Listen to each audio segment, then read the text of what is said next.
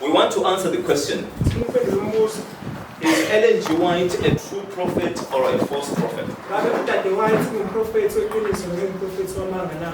If the Bible proves that she's a true prophet, which means we have a responsibility to what God has commanded through her writings. But if she is not a true prophet, then we can forget whatever she has written. So what I'm going to do in this study, we are going to trace the Bible. We're going to look at all the prophets that God has raised. And we're going to follow a very simple procedure. We know that God gives a message. And the message is a message of judgment. And the prophet who is given the message, he speaks the message ahead. It's not necessarily, it does not necessarily happen in these days. But when the time for the fulfillment of the message comes, God raises another prophet who then makes the message given by the former prophet. He makes that message present truth. In other words, the message that used to be a time that was foretelling a time to come now becomes a message that is now for the time. So we're going to follow prophets whom God has given a message of judgment. And we're going to see how that message has been fulfilled. Is that clear enough? Amen. Okay, so let us go to our Bibles in the book of Jude. We're going to look at the very first prophet in the Bible. We're going to read Jude verses 14 and verse 15. Jude? No, yeah. Just before Revelation. Did anyone find it? Jude verse 14?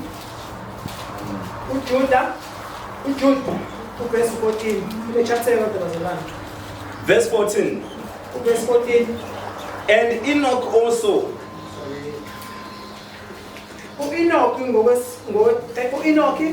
The seventh from Adam prophesied of these, saying, Behold, the Lord cometh with 10,000s of his saints to execute judgment upon all, and to convince them that are ungodly. So what was Enoch's message?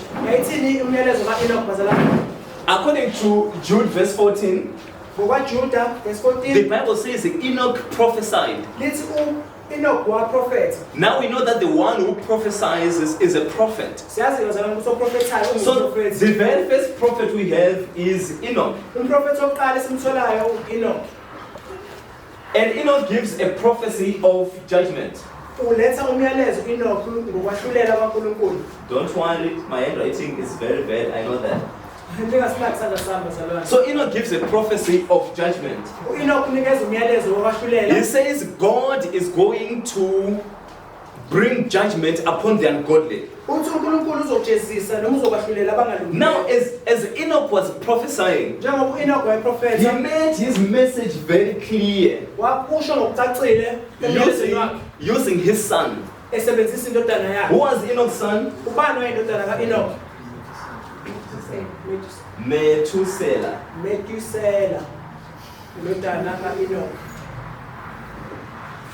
Enoch's son was Methuselah.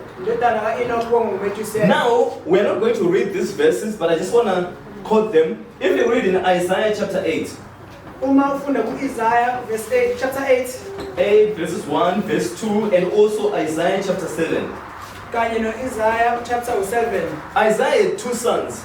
Isaiah wayena You also see the same in the book of Hosea, na ku Hosea chapters 2 and chapter 3. chapter 2 na ku chapter Now, 3. God tells these prophets uNkulunkulu utshela laba abaprofethi to have sons. ukuthi ababe namadodana. Now, these sons have very special names. Lamadodana namagama ahlukile. Does anyone remember the names of the sons of Isaiah 2? Ukhona ukukhumbula amadodana kaIsaiah amagama. The one is in Isaiah chapter 7. Oyedwa simthola ku Isaiah. His name is Shee-Jashub. Igama lakhe uShee-Jashub. The other one in chapter 8. Omunye simthola ku chapter 8. His name is Mahashala-Hashbaz. Igama lakhe uMahare Shalali Hashibaz. A very long So these names, Isaiah then writes in the book of Isaiah chapter 8. uIsaiah useyabhala ku chapter 8. And he says, I and the children whom the Lord has given me. Uthi mina kanye nabantwana uNkulunkulu angiphe bona. He says they are signs to all Israel. Bawuphawu kuIsrael. In other words, their names meant something. Ngezinye indlela amagama abo ayesho ukuthize. For example, in Isaiah chapter 8, Isibonelo nje ku chapter the 8. name of the second son, Igama londodana lesibili. it meant that to the spoil he makes speed. To the spoil he makes speed. Ephangweni uyasheshisa. In other Ophangiweyo. it was describing how the Assyrians were going to conquer Judah. Wachaza ukuthi uAsiriya uzonqoba kanjani. When you look at the sons of Hosea, uHosea amadodana akhe. he has a son called, the first one was Loami, Oqala wayenguLowami. which meant not my people. So, what we notice that in the names of these children, God was telling Israel what he was going to do. So when Enoch was prophesying of a coming judgment, he wanted to communicate the message by giving his son the name Methuselah. The name Methuselah, it meant when he dies, it will come. So what Enoch was saying was that when his son Methuselah dies, in other words, in the year he dies, the flood was going to come. Okay. Now, let us check if the Bible says the same thing. Let's go to the book of Genesis, chapter 5. Chapter 5. We are going to read verse 21 and 22. 21 and 22. 21 and 22. Chapter 5, verse 21 and 22. Yes. Verse 21. Verse 21. And Enoch lived 65 years and begat Methuselah. And Enoch walked with God after he begat Methuselah 300 years. And all the days of Enoch were 365 years. And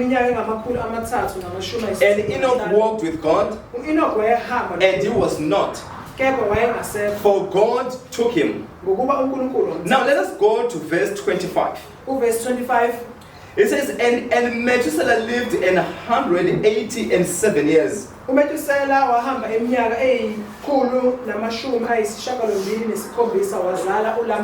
So how many years did Enoch? So Methuselah, how many years? 100 and what? 187 years. So we know from the time Enoch begat Methuselah to the time that the other son of Methuselah was born, whose name was Lamech. There was what? How many years? 187. Right. Now let us go to the next verse. In Genesis chapter 5. Verse 28. Verse 28. And Lamech lived 182 years and begat a son wazala indodana and he called his name Noah, waqamba igama layo ukuthi uNoah saying, ethi this same shall comfort us concerning our work and toil of our hands, lo uyakududuza imisebenzi yethu because of the ground which the Lord hath cast. nasenkathazweni yezandla zethu. How many years did Lamech live before he begat Noah? iminyaka emingakwayiphila ngaphambi kokuthi How many? uNoah 182. Right, remember the prophecy in Methuselah? kumbula isiprofetho kuMethusela It says, in the year of that he dies, it shall come. kuthiwa ngonyaka ayakufa ngawo kuyakufeza. Now, how many years did Noah live until the flood came? waphila iminyaka emingaki uNoah ngaphambi kokuthi kube khona uzalo. How many? How many? You remember? Bazalwane, Verse 6 of Genesis chapter 7. mhlambe Genesis chapter 7 verse 6. And Noah was 600 years old when the flood of waters was upon the earth. uNoah wayeneminyaka engamakhulu ayisithupha mhla uzamcolo wamanzi ufika emhlabeni. So when the flood came, how old was Noah? wayeneminyaka emingaki uNoah? 600 years. If we add these three, how many years do we have in total? masihlanganisa bazalwane 969. 969. 969. Right? 900. So we have Enoch, we have Methuselah, we have Lamech, then we have Noah. Noah. And the flood comes in the days of Noah. And the total period from the time of Methuselah, in other words, Enoch is preaching, and his prophecy is God is going to send a judgment upon the ungodly, and to make people remember that the judgment is going to come. He gives his son the name Methuselah, which means when he dies, it will come. And the total amount of time until the flood comes is 969 years. Now, how many years did Methuselah live? Let's, 960. how many? 969. Where do we find that? Where do we find that? Verse 27. And all the days of Methuselah were 969 years. And he died. So exactly in the year he dies, that's the exact same year the flood came. Now God raised another man to now preach this truth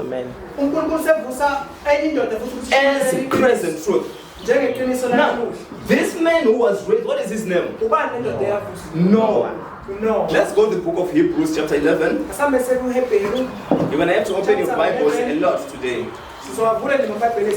Hebrews chapter 11. Can you just put your finger on Hebrews 11 and go with me quickly to 2 Peter chapter 2? Chapter 2. Yes, 2 Peter chapter 2. We're going to read verse 5. Chapter 2. 2 Peter chapter 2 and verse 5. 2 Peter chapter 2 and verse 5. If we are there, let's just say amen. Amen. Verse 5 says, and spared not the old world, but saved Noah, the 8th person, a preacher of righteousness, bringing in the flood upon the world of the ungodly. So the message that was a prophecy in Enoch's time of a future judgment through the preaching of Noah, that message was now present truth. And the judgment that was before a prophecy was executed in a flood. Are we following so far? Are we following? Okay, now, after Noah, who is the next prophet? Do you want to take a guess? Let's go to the book of Genesis chapter 20. The Bible tells us exactly who is the next prophet. And we want to see if God followed exactly the same order as we notice here. Genesis 20, the story is between Abraham and Abimelech. When Abraham lied that Sarah was his sister, and Abimelech takes Sarah to make her his wife. Now notice in verse 7, God is speaking to Abimelech in a dream. Abimelech. And he says to him in verse 7, now therefore, restore the man his wife, for he is a prophet, and he shall pray for thee, and thou shalt live. And if thou restore him not, know that thou shalt surely die, thou and all that are thine. So who is the next prophet? Abraham. Did you know that Abraham was a prophet? That is Genesis 20 verse 7. Now if Abraham is a prophet, then God must also have given him a message of judgment. Let's go to the book of Genesis chapter 15. Genesis chapter 15. Chapter 15 Genesis. If we're there, let's indicate by saying amen. We're going to read verse 18. And he said unto Abram, know of a surety that thy seed shall be a stranger in a land that is not theirs, and shall serve them, and they shall afflict them 400 years. And also that nation whom they shall serve will I judge, and afterward they shall come out with great substance. So God is telling Abraham, he says, listen, your children are going to be servants in a foreign land. For how many years? 400 years. And he says, but at the end of that period, I am going to judge that nation, and they shall come out with great substance. So we expect that at the end of the 400 years, God must raise another prophet to make the message given through Abraham to become present truth. Are we following? Okay, so who came after Abraham? Huh? Okay, with Isaac. Come on. Lamech was not a prophet. Methuselah was not a prophet, even though his name was a sign of a prophet. So we have Abraham, Isaac, and we have what? Jacob, and from Jacob came whom? Now, was Moses a prophet? Can you prove that in the Bible? That Moses was a prophet? Let's go to the book of Hosea chapter 12.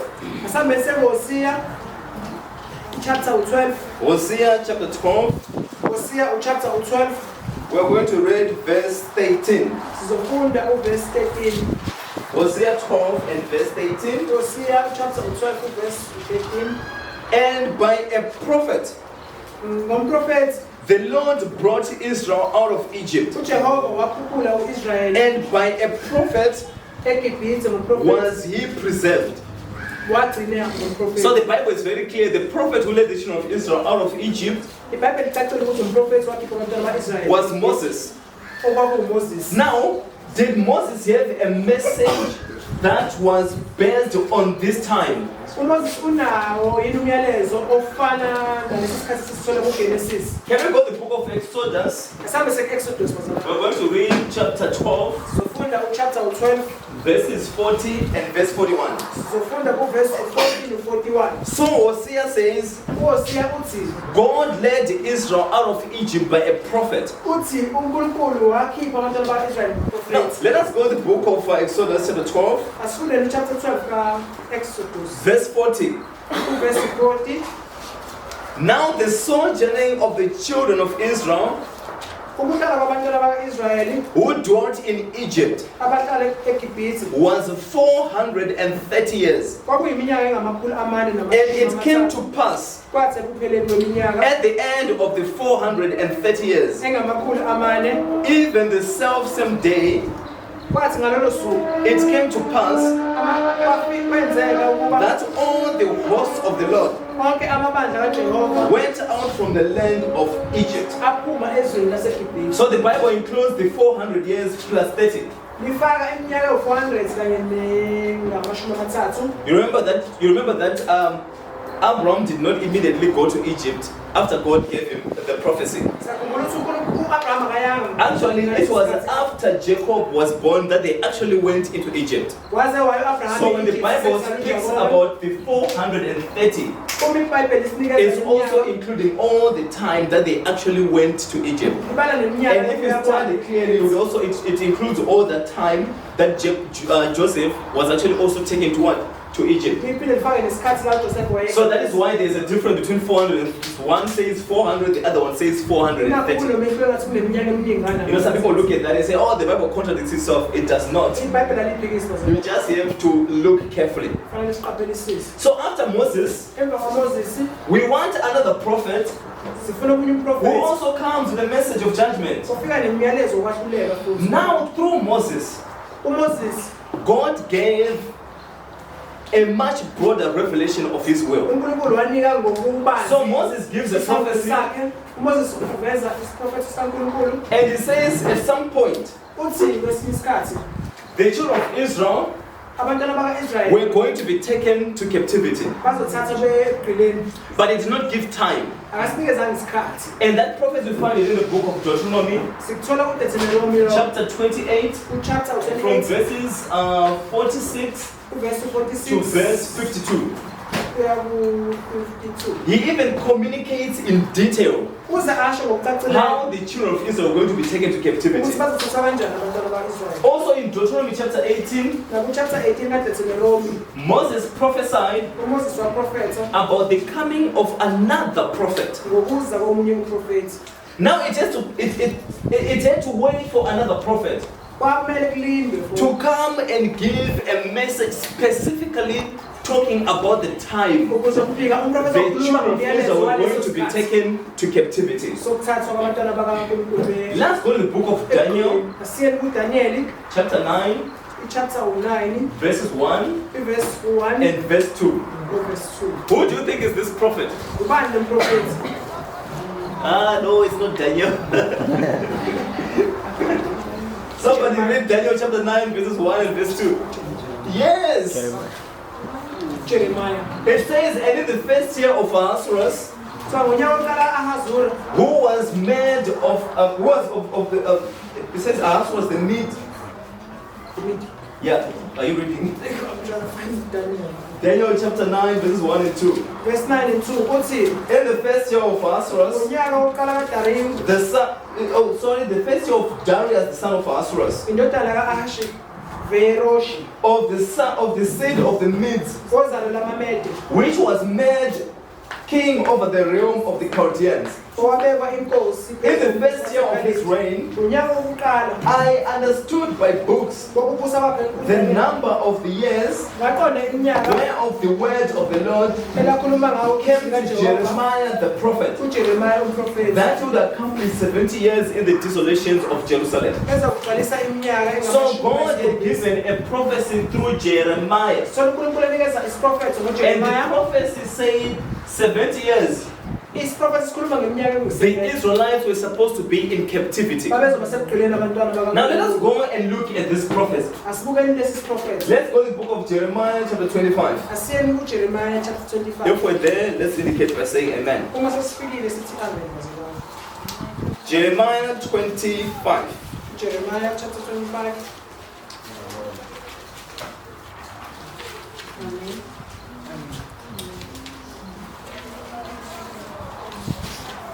Let us go to verse 10. It says, moreover, I would take from them the voice of mirth ngiyakususa kubo izwi lokujabula and the voice of gladness nezwi lokuthokoza and the voice of the bridegroom nezwi lomyeni and the voice of the bride, nezwi lamakoti the sound of the milestones nomsindo wamatshe and the light of the candle. ukugaya nokukhanya And this whole land izwe lonke shall be a desolation leli liyakuchithwa and an astonishment, nesimangaliso and these nations shall serve the king of Babylon zakukhonza inkosi 70 years. iminyaka amashumi And it shall come to pass, kuyakuthi lapho when iminyaka 70 years amashumi are accomplished, isigcwalisekile that I will punish the king of Babylon ihambele inkosi yasebabeli and that nation, nesizwe says the leso Lord, kusho uJehova for their iniquity, ngobubi babo and the land of the Chaldeans kanye nezwi will lamakhaledi make it perpetual desolation. lenze libe yincithakalo phakathi So God said, uNkulunkulu uthi I'm going to judge the Israelites. ngizokwahlulela ama-Israyeli And for 70 years, iminyaka they are going to be in captivity in Babylon. sebhileni eBhabheli But after the end of the 70 years, emva kweminyaka engu-7 I am going to punish Babylon. ngizojezisa inkosi esebabeli. Now, when this prophecy was written, was it present truth in the days of Jeremiah? ngenkathi sibhala sesiprofethi kwakuyiqiniso langaleso sikhathi na bazalwane Was it fulfilled in the days of Jeremiah? kwenzeka ngesikhathi kaJeremiya But it was going to be fulfilled at the end of the 70 years. kwakuzokwenzeka emva kweminyaka Are we following? Siyalandela. So God gives a prophecy. uNkulunkulu unikeza isiprofetho Now I want you to notice something. khona kufanele niqaphele bazalwane Jeremiah is preaching to the Israelites uJeremiya ushumayeza that God is going to bring judgment. ukuthi uNkulunkulu uzoletha ukwahlulela You see it clearly in the book of Jeremiah chapter 2, chapter 3, and chapter 4. uzokuthola lokho kuJeremiya chapter 2 Jeremiah said that God is going to bring judgment uNkulunkulu uzoletha upon ukwahlulela Israel. phezu And he's going to use the Babylonians. futhi uzosebenzisa abasebabeli And before Jeremiah, there was another prophet ngaphambi kwaJeremiya by the name Isaiah, ongu-Isaya who even prophesied of how the judgment was going to be inflicted. ngokuthi kuzokwenzeka kanjani lokhu kuhlulelwa Now Jeremiah gives a time prophecy. uJeremiya unikeza isikhathi So we would expect that at the end of this time, okwenza ukuthi silindele ukuthi emva kwalesi God sikhathi must raise a prophet. uNkulunkulu fanele aphinde avuse umprofethi Because the message of a time prophecy ngokuba must now become what? Present kufanele truth. kube iqiniso eliphilayo ngaleso sikhathi And who is the prophet that God raises at the end of the 70 years? umuphi umprofethi amkhuphulayo uNkulunkulu emva kwaminyaka ewu-70 Who is the prophet? Daniel is reading. We have the text here. Daniel is reading, right? Daniel ufundayo If we read Daniel chapter 9, masifunda uDaniel chapter 9 Daniel is actually reading to understand that the time that was prophesied ufuna ukuqonda ngesikhathi is now complete. ngokuthi sesiphelile Remember, who is Darius? ubani uDarius inkosi He's the king of what? inkosi yakhe Where do we find Darius? What special thing did Darius do? wenzani uDarius What happened in Daniel chapter 5? They took over. The kingdom was taken away. And who has said that the kingdom was going to be taken away? ubani wathi umbuso uzothathwa kuBabylon Yeah? God has spoken it through Jeremiah. Remember? Jeremiah 25. Jeremiah 25 He says, at the end of the 70 years, I'm going to punish that nation. ekupheleni kweminyaka ewu-7 And at the end of the 70 years, emva kwale minyaka the Medes and the Persians came. amaMedis Belshazzar was slain. It actually says verse 30 Belshazzar was slain. uBelshazzar wabulawa And Darius took over the kingdom. uDarius wathatha The umbuso 70 years were now complete. leminyaka And who is the prophet who came to interpret the vision? ubani wafika umprofethi wazochasisa You remember the writing on the wall?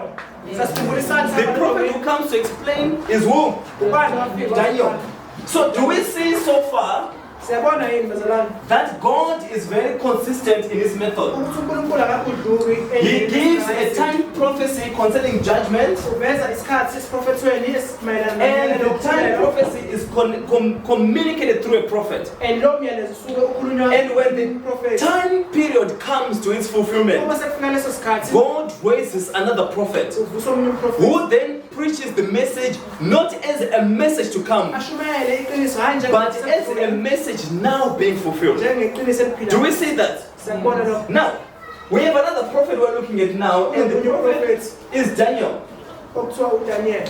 Now Daniel gives two-time prophecies. uDaniel unikeza isiprofethi esimayelana The first one is in Daniel oqala uDaniel chapter 8 verse 14. chapter 8 verse 14. The second one is in Daniel chapter enye isikhathi chapter 9 from verses 24 to verse 27. sikuDaniel chapter 9 verse 24. Now the first prophecy was a prophecy of 2300 days. isiprofethi sokuqozelana sokuqala Or years. okanye iminyaka 2300 years. The other one is about 490 years. esinye singaleminyaka wazalana. Now, the 2300 years leminyaka 20 engamakhulu were to stretch from the year 457 ezoqala kulo nyaka all the way to the year 1844. izifike kunyaka 18. The 490 490 were to stretch from 457 ezoqala ku 457 all the way to AD 34. kuze kufike eminyakeni ewu-34 esizalwa. Now we expect that before these times are fulfilled, silindele ukuthi emva kwalezi zikhathi God must raise a prophet. kunomprofethi ofanele Are we following? siyalandela. Right. So now, ngakho-ke let's start with the prophecy of 490 years. asibukeni isiprofethi Can you go to the book of Daniel chapter 9? asambe sekuDaniel chapter 9. Daniel chapter 9. Daniel chapter 9. We're going to read from verse 24. sizofunda ku verse 24. Actually, let's read from verse 20. siqale ku verse 20 bazalwane. Are we all there? sesifikile bazalwane. And while I was speaking and praying ngathi ngisakhuleka and confessing my sin ngivuma izono zami and the sin of my people Israel, nezono zabantu bakithi and Israyeli. presenting my supplication before the Lord my God Ngiletha ukunxusa for the holy mountain of my God. phambi kukaJehova. Yea, while I was speaking in prayer, Yebo ngisakhuluma ngomkhuleko even the man Gabriel, lowo muntu uGabriel whom I had seen in the vision at the beginning. engambona embonweni wokuqala. So while Daniel is praying, who comes? Ngakhathi asandaza uDaniel kwalofikayo. Who comes? uGabriel. Gabriel. It says the man Gabriel, whom I had seen in the vision at the beginning, Uthi undoda uGabriel engambona being caused to wokuqala fly swiftly, endiza ngokushesha. touched me about the time of the evening oblation. Wangithinta ngesikhathi somnikelo. So who comes to talk to Daniel? Ubani ofika bazalwane uDaniel? Gabriel. Remember the name Gabriel. Verse 24. Sifundi verse 24. 70 weeks are determined upon thy people Amasonto angamashumi and upon thy holy city anqunyela abantu bakho nomuzi to wakho finish the transgression, ukuqeda izivimbeko to make an end of sins, ukukhawula izono and to make reconciliation for iniquity, ukubuyisana ngokubi and to bring in everlasting righteousness, ukulunga okuphakathi and to seal the vision and the prophecy, nokunamathisela umbono and to anoint the most holy. ngoba indlu Verse 25. 25. Know therefore and understand ngalokho yazi that from the going forth of the commandment to restore and to build Jerusalem uqonde ukuthi ukusukela unto the Messiah the Prince. Jerusalem kuze kufike ekugcotshweni kumbusi. So, the time when the decree was given ngakhathi kuphuma lo myalelo is this year here, 457. wona lo nyaka lesitholayo It says to this time the Messiah was going to come. kusukela kulo nyaka kuzobe Now, sekuzalwa who was the Messiah? ubani wayeyinkosi yethu Who was the, where do we find that in the Bible? simthola lokho Where do we find that that Jesus was the Messiah? Yeah? Peter, where Peter says the son He says you are the Christ, the Son of the living God. But we need a text that actually says Messiah. Yes, Christ means Messiah. Christ is Greek for Messiah. Christos in Greek. In English, it's Christ. In Hebrew, it's Messiah. But we find that in the book of John, John chapter 1 and verse is it 45 or the verse before 45. Let's go quickly to the book of John. John chapter 1 ngokuka Johane John chapter 1. chapter 1. Let's go to verse sizofunda ivesi. Let's go to verse, sorry, just give me a second. Right, verse 45. It's verse 45, Verse yes. 45. Philip findeth Nathanael and said unto him, We have found him, of whom Moses in the law and the prophets did write, Jesus of Nazareth, the son of Joseph. Now this text does not say anything about Messiah. But remember earlier I said Moses communicated that there was going to come a what? A prophet. You remember? Yes. Moses did say that's going to come. So Jesus here, as they are talking about Jesus, they say Jesus of Nazareth. He is the son of what? Joseph, right? Let's now go back to Matthew chapter 1. Matthew chapter 1. We're going to read verse 1. Matthew chapter 1 and verse 1. Matthew chapter 1 verse 1. It says the book of the generation of Jesus Christ, the son of David, the son of Abraham. So Jesus was Jesus of Nazareth, but the Bible says he was what? He was Christ. So the Bible says to the coming in, when we go back to Daniel chapter 9. Daniel chapter 9. The angel Gabriel says to Daniel, he says, know therefore and understand that from the going forth of the commandment to restore and rebuild Jerusalem unto the Messiah the Prince shall be 7 weeks and 62 weeks. Yes, amen. And the street shall be built again, and the wall even in troublous times. And out of the 62 weeks. Amen. Oh, you. Okay. It says, and after the 62 weeks shall Messiah be cut off, but not for himself. And the people of the prince that shall come shall destroy the city and the sanctuary. Yes. And the end thereof shall be with a flood.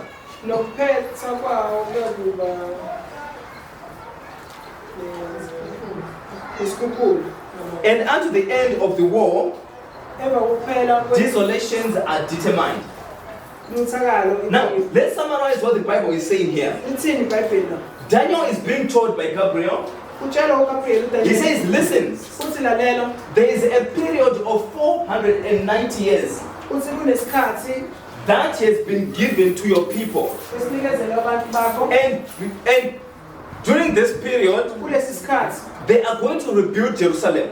And towards the end of the period, the Messiah was going to come. And when the Messiah comes, he is going to be killed. He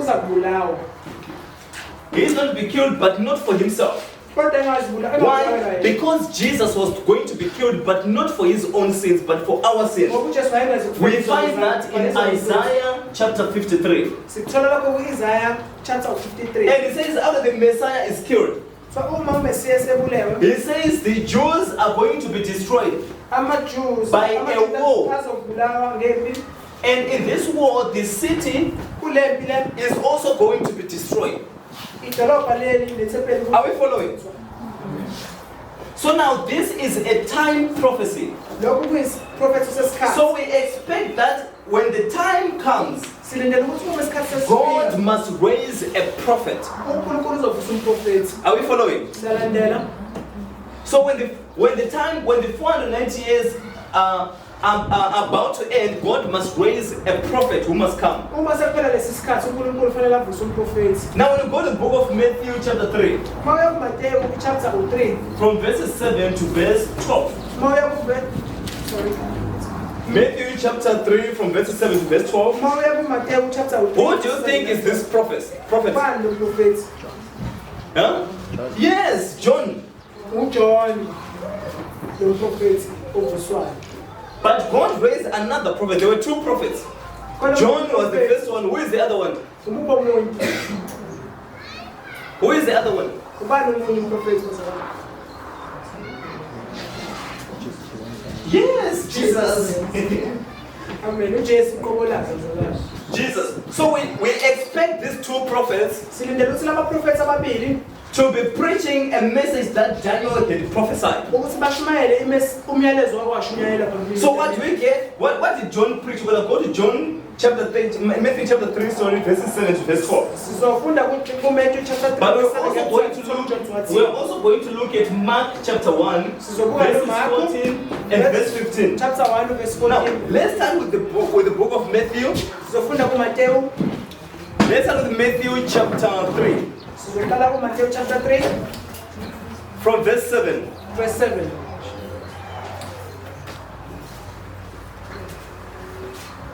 Or can you just keep your finger on Matthew chapter 3? We want the Bible to first tell us if John was a prophet. So let us go to the book of Luke first, so that the Bible tells us if John was a prophet or not.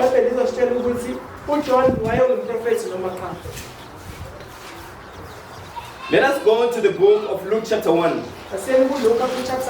from verse 15. If we're there, let's indicate by saying amen. Speaking about John,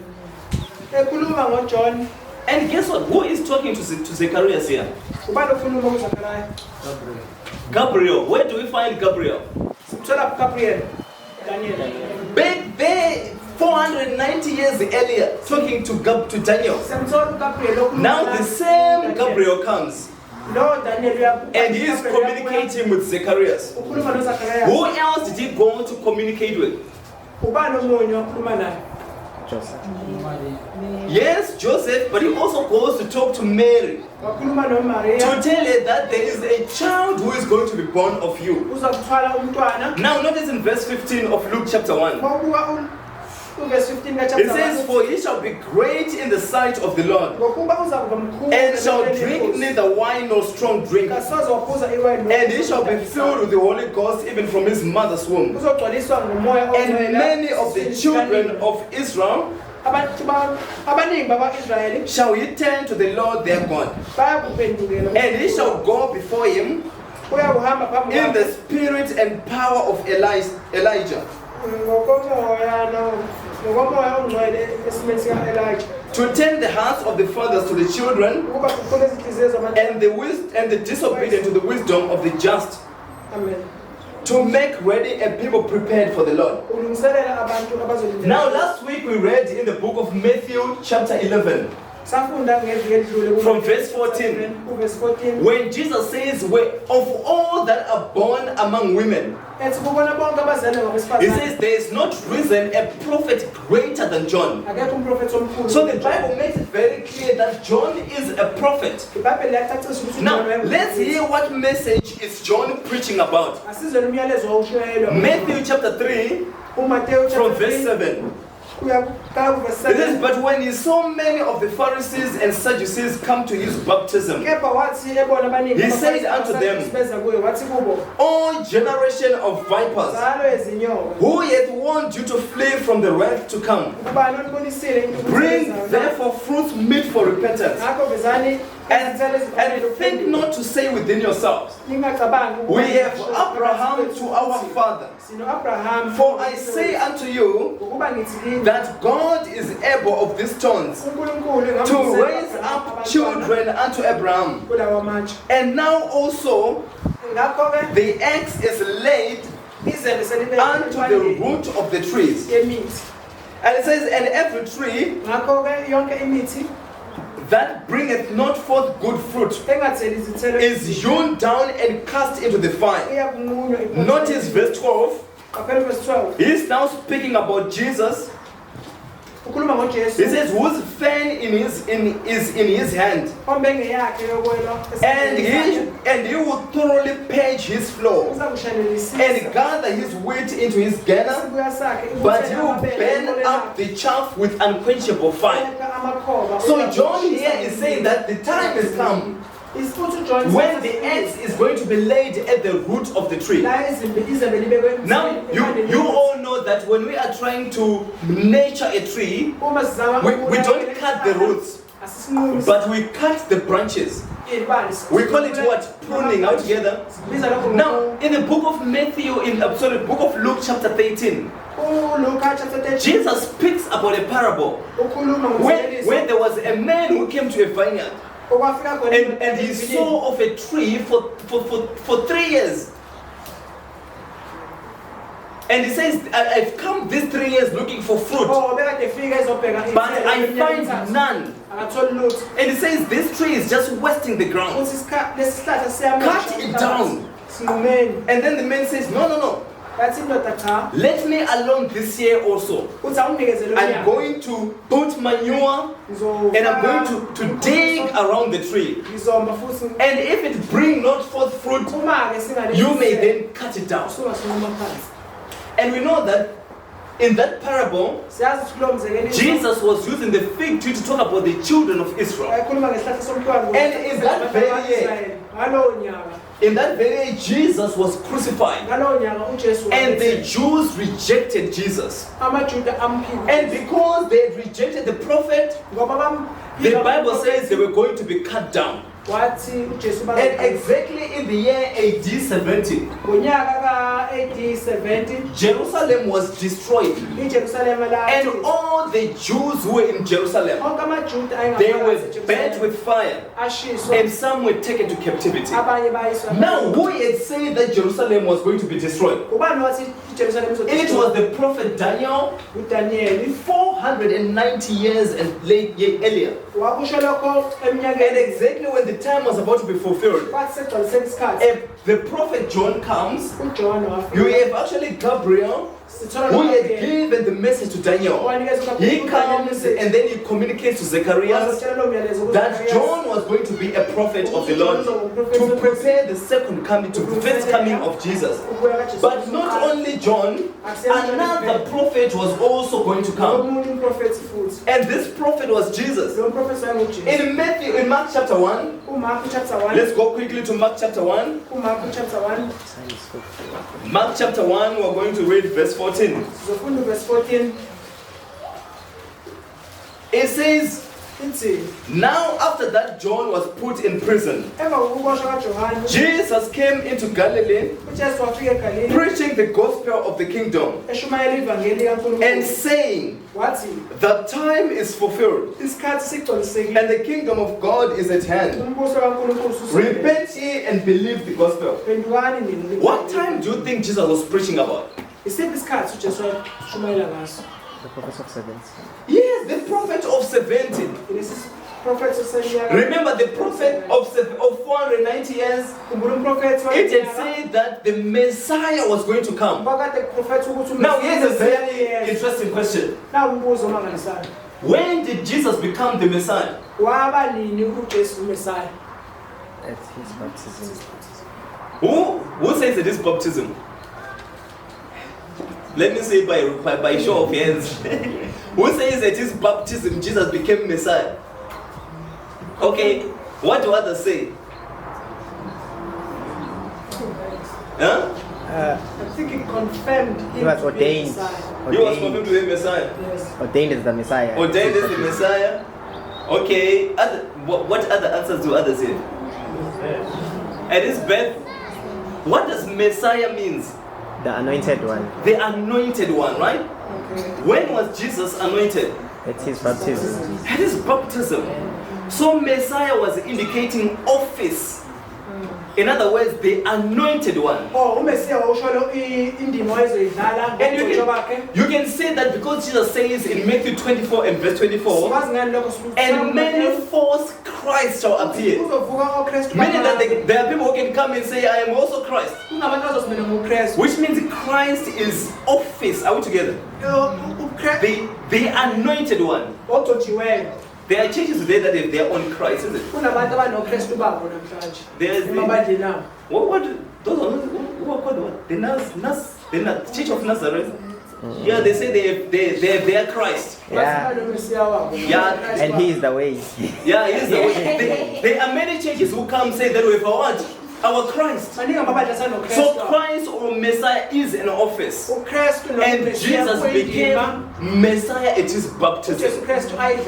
Exactly as was prophesied by Daniel. But I want you to notice that Daniel also said that if they reject the Messiah, Jerusalem is to be destroyed.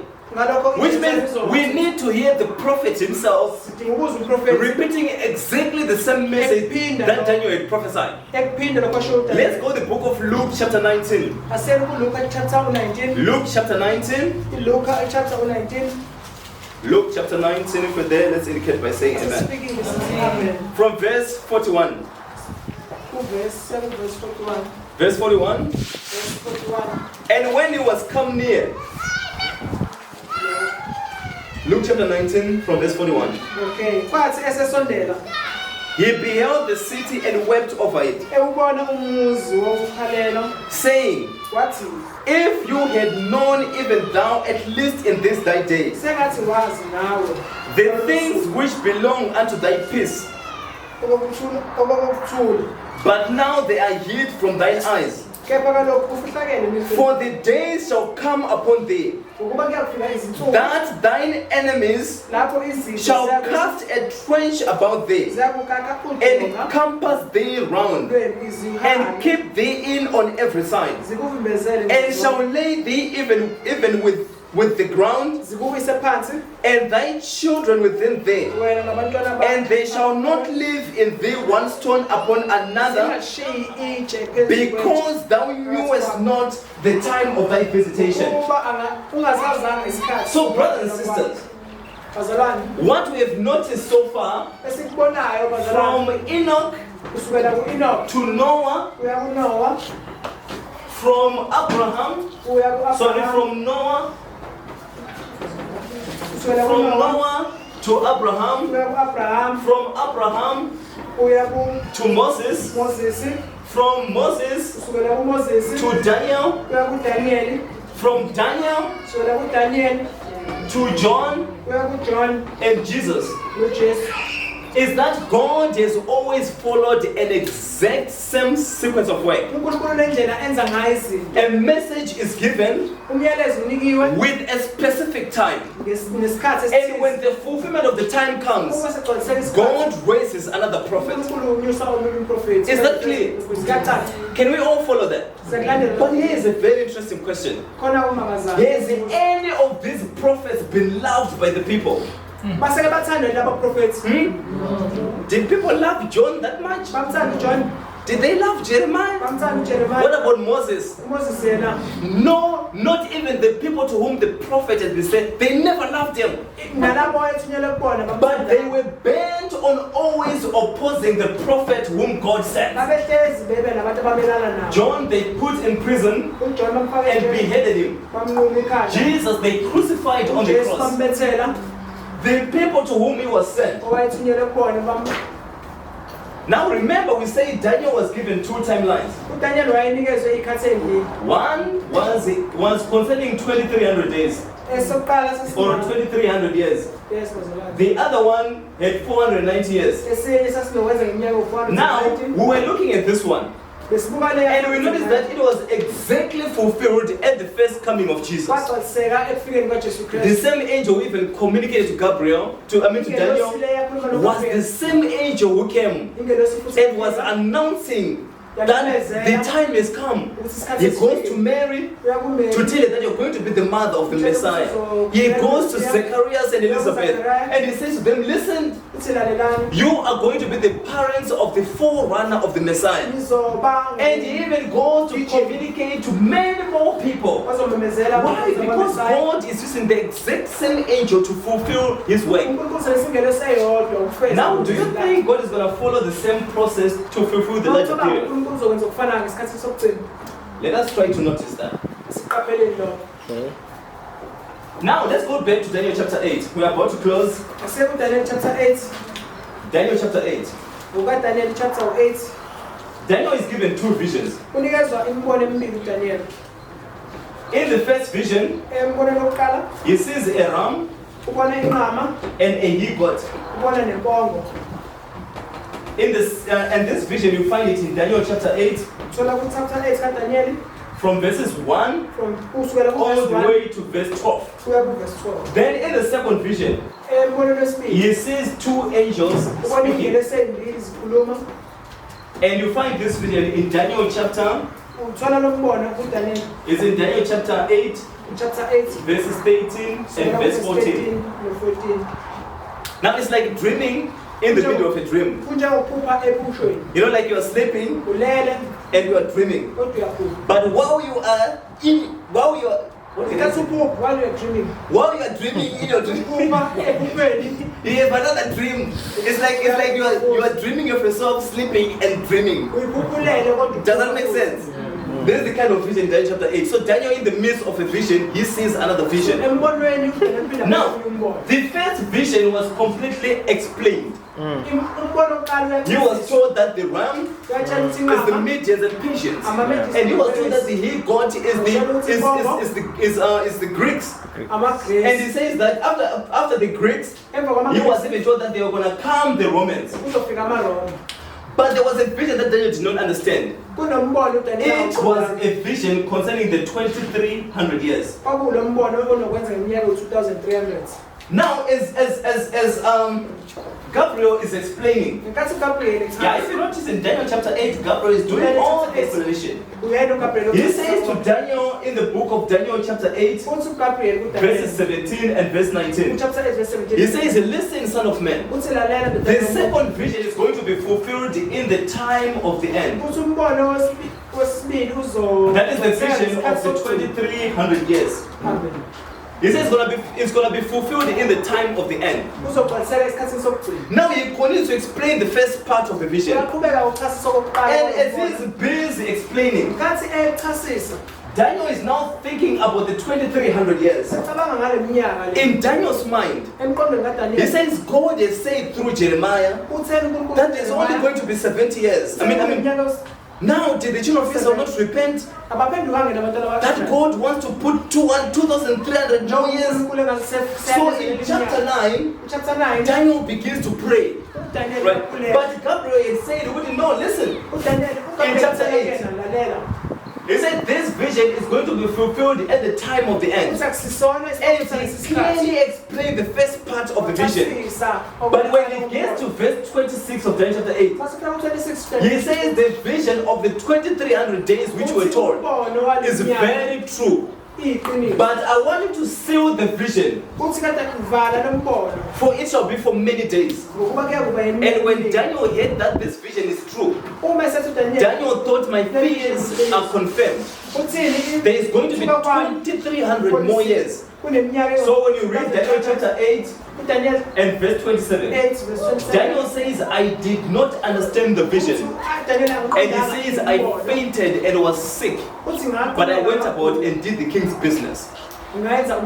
So Gabriel comes in chapter 9 to try to explain to Daniel what he meant by the vision of the evenings and mornings.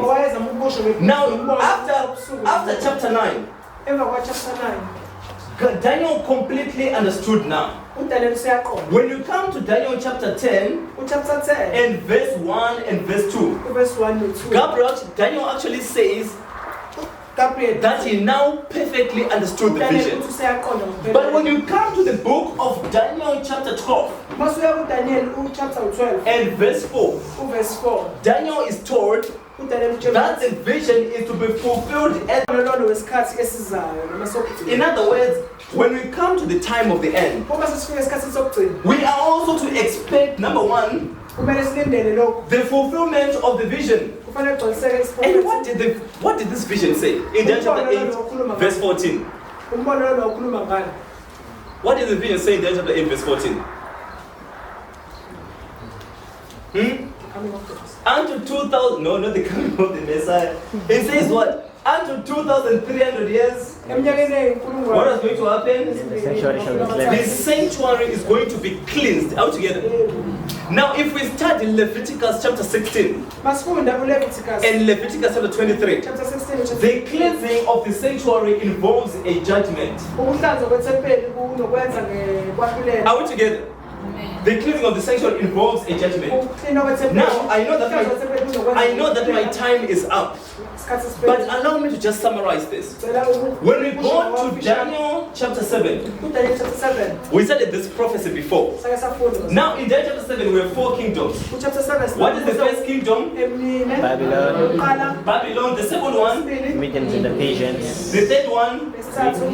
Greece. The fourth one? Rome, And after Rome? Huh? Papas, Oh, divided Rome, yes. After divided Rome? Huh? the church, Hang The church. Listen, brothers and sisters. There is Babylon, Yes. there is Middle Persia, there is Greece, there is Rome. And when Rome comes, there are 10 horns. The kingdom is divided into 10 kingdoms. And among the 10 kingdoms, what comes up? a little horn, What is the kingdom of the little one? The papas or the Pope and his kingdom, or Papa Rome to say, right? And how many years do they rule? 1260. 1,260 years, right? So these years, they stretch from what? From 538 all the way to what? 1798. Are we together? Now let us read this. Remember, let us just read quickly. Go to Daniel chapter 12. Daniel 12, we're there, let's indicate by saying amen. Daniel 12, we're going to read from verse 5. Notice in verse 5.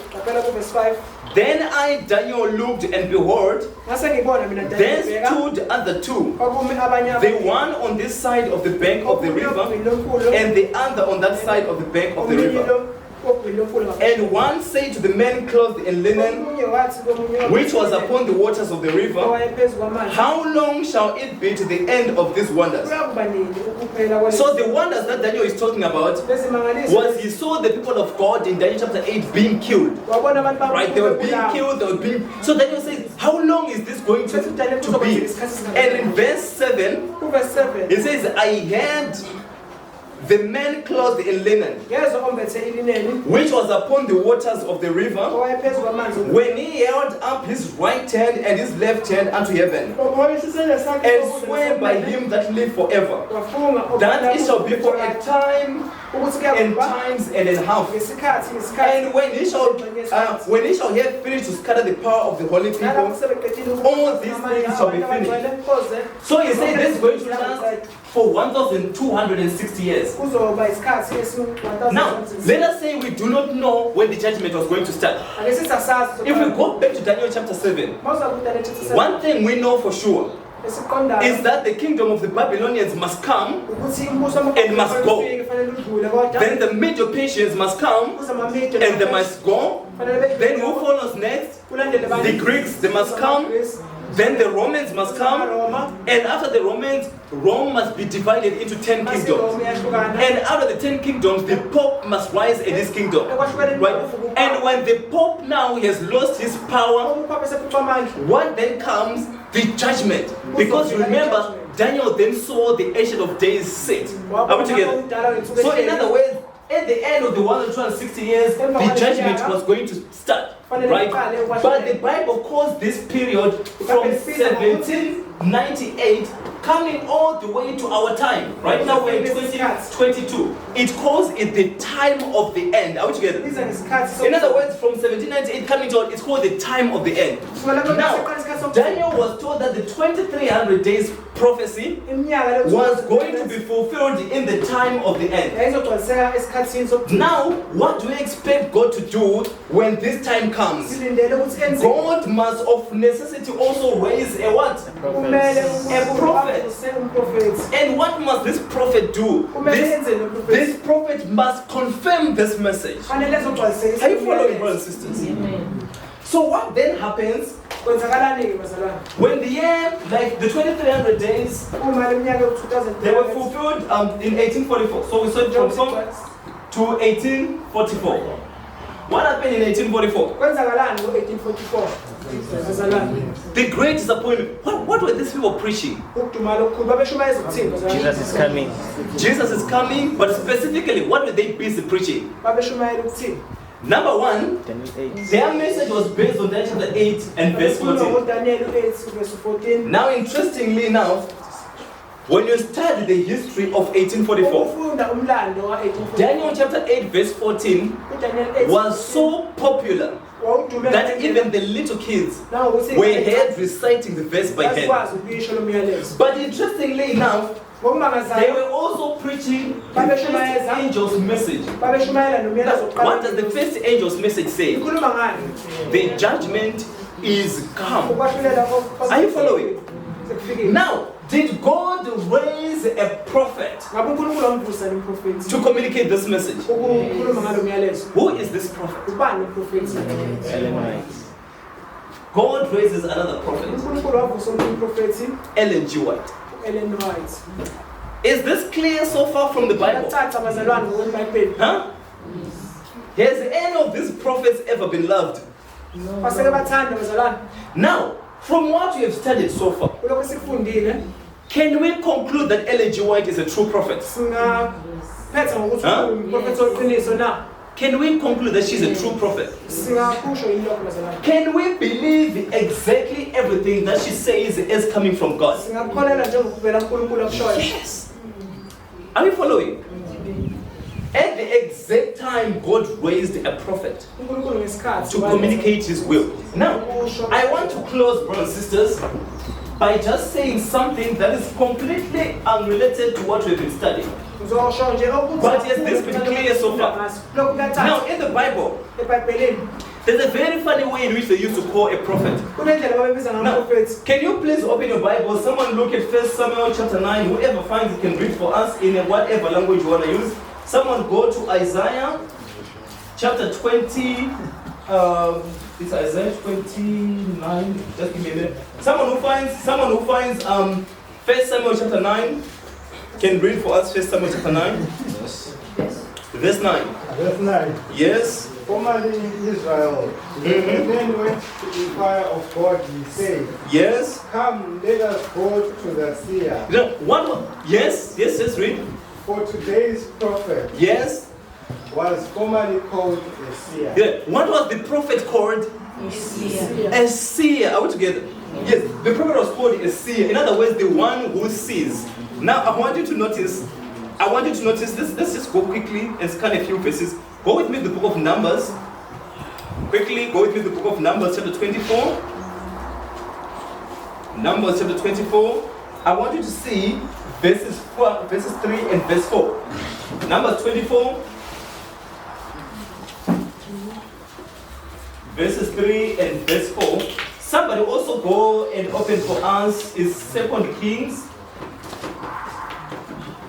2 Kings chapter, is it chapter? Semakhosini esibili. Can you read Numbers 24 verses 3 and verse 4? Verse 3. Verse 3. And he took up his discourse and said, Yes. the oracle of Balaam the son of Beor, Yes. the oracle of the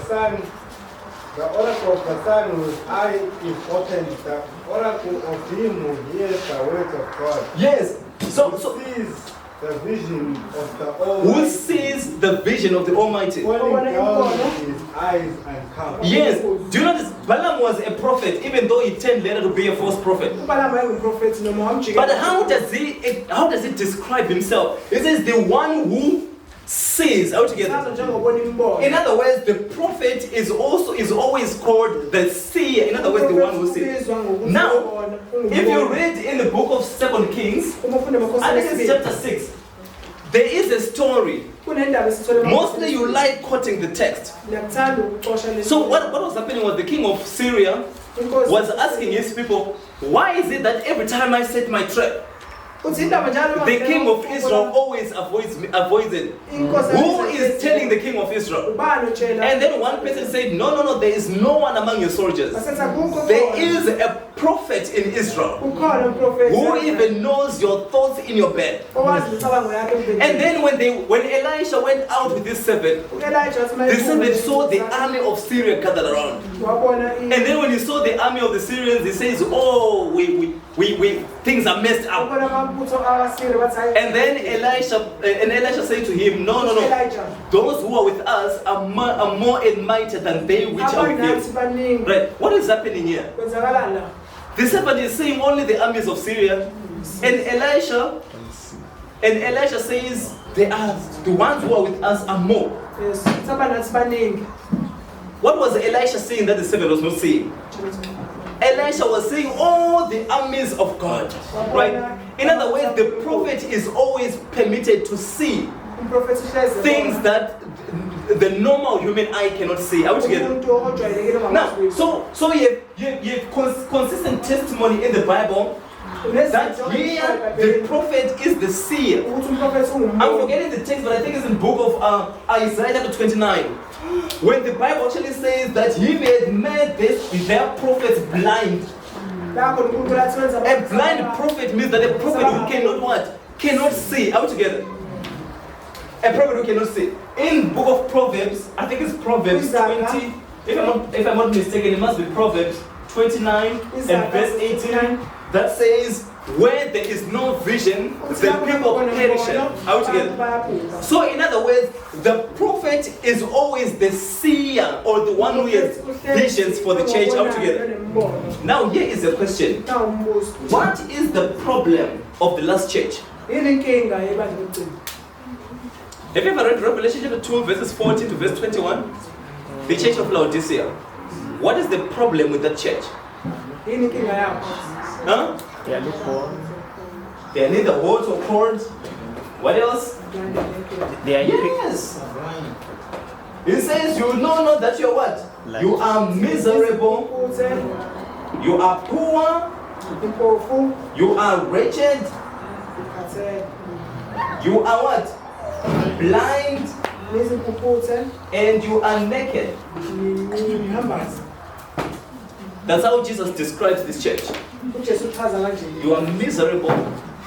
You are poor. You are wretched. You are blind. And you are naked. Now a quick summary. People who are naked becomes naked because of sin. You find this in Exodus chapter 32. Also, you find the same thing in what? In Genesis chapter 3. When Adam and Eve sinned, they became naked. Are you together? In other words, this church is in sin. Are you following? People who are miserable are people who do not have any hope. You see this in 1 Corinthians chapter 15. I think it's from verse 15 all the way to verse 19. When Paul says, if we preach that Jesus is alive, whom God has not raised from the dead, then of all men we're the most miserable. Think about it clearly. If we believe that Jesus is in heaven, but Jesus did not resurrect at all, what then is the basis of our hope? In other words, we are believing a lie. Are we together? So of all men, we are the most miserable. So when God describes this church as people who are miserable, He is talking about a church that is a false hope. That we can make it to heaven while being blind. That's misery. He says that this church is poor. They think they are rich. In other words, maybe they look at what they have. Their cars, their degrees, their fancy houses. But Jesus says they are poor. When he's talking about this poor, he's talking about that they are poor in faith. Are we together?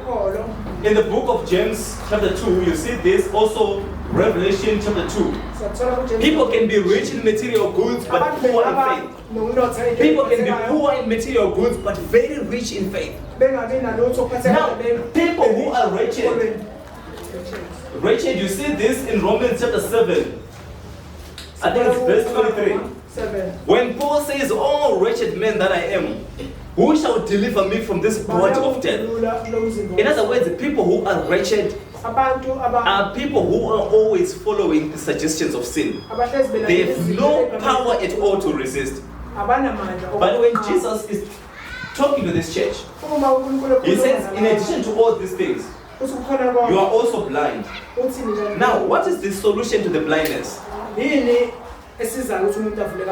It says, I want you to be, buy for me what?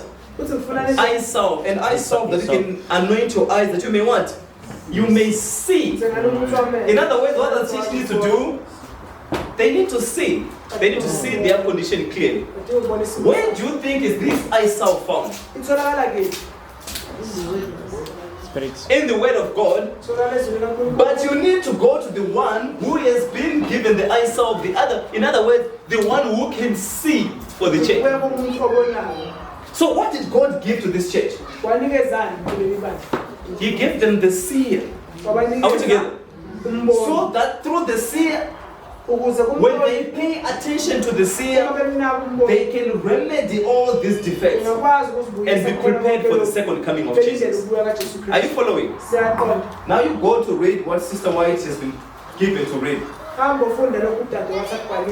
She has written everything concerning prophecy, what is going to happen in the last days.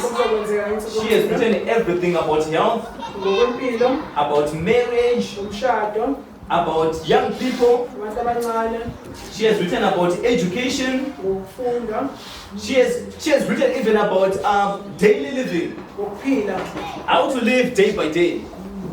Remember when you read Hosea chapter 12 and verse 18, the Bible says by a prophet God led Israel out of Egypt, and by a prophet was he preserved. So also for the last church, God has given a prophet to preserve the church.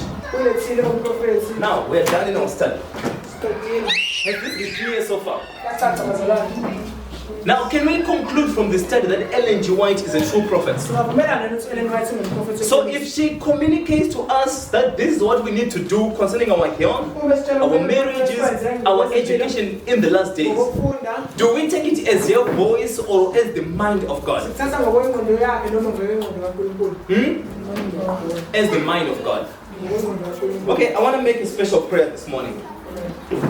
Those who say from today onwards, I'm convicted that this is the truth, and I want God to help me to begin to walk and to shape my life according to the counsels that God has communicated through the prophet. If there are those who say that is our desire, may you stand that we can pray.